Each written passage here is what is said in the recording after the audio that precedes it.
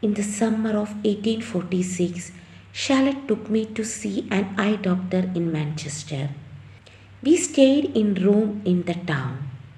The doctor decided to operate on my eyes. And the next morning we got up early. I was afraid. Could I hold my head still while the doctor cut into my eyes with a knife? Perhaps the pain would be too terrible.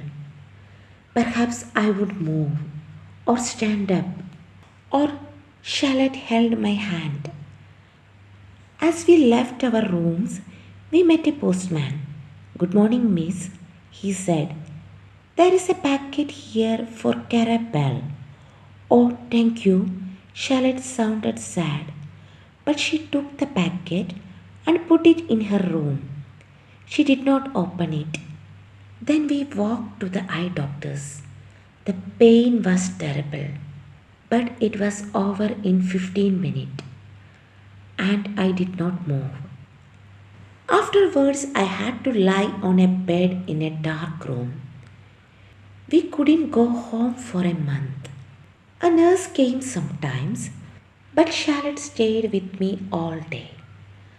I asked her once about the packet. "Oh, it's for a friend of mine, Papa.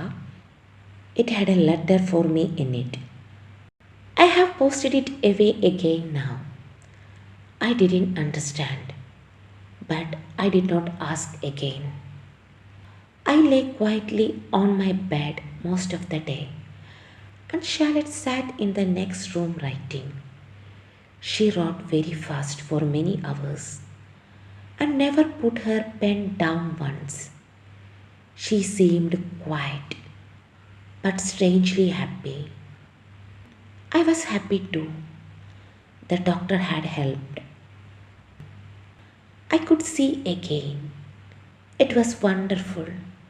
The colors, the shapes of everything were beautiful. When we came back to Harvard, I could see everything clearly at last. Our home, the church, the graveyard, the moors, the faces of my Emily and Anne and Branwell. Branwell's face looked terrible, white, thin, with big dark eyes and untidy hair. His clothes were dirty. He smelled. His hands shook. All the time he was either shouting or crying. I let him sleep in my room at night. I remembered his paintings, his happy childish laughter. My fine, clever son had become a drunken animal. The winter of 1846 was terribly cold. The wind blew snow around the house and over the gravestones. A lot of children died in the village. Anne was ill. Branwell was worse. We lit fires in all the rooms, but there was ice inside the windows in the mornings. I spent most of my time with Branwell, so I didn't think very much about the girls. And then, one afternoon, Charlotte came into my room. I was sitting here in this same chair beside the fire. She had a book in her hand and that strange happy look on her face. "Papa," she said, "I have been writing a book." I smiled. "Have you, my dear?" I thought she had written another little book about Angria. "Yes, and I want you to read it." "Oh, I'm afraid.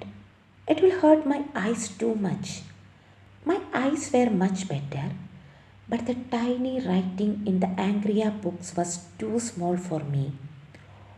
"Oh no," she said. "It is not in my handwriting.